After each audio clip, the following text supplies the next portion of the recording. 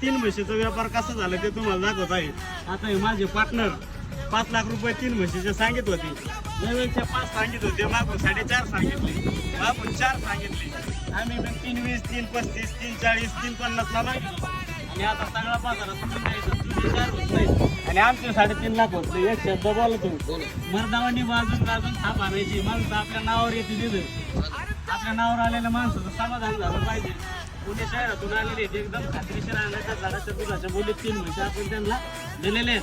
सगळा बाजारात सोडून द्यायचा. एक शब्द बोलतो, वाजून थाप आणायची. बोलू का दादा?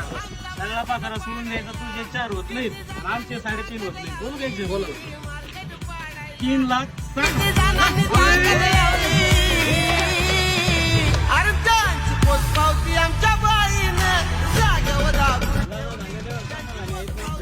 काही अडचण नाही ना. समाधानी आनंदी आनंद.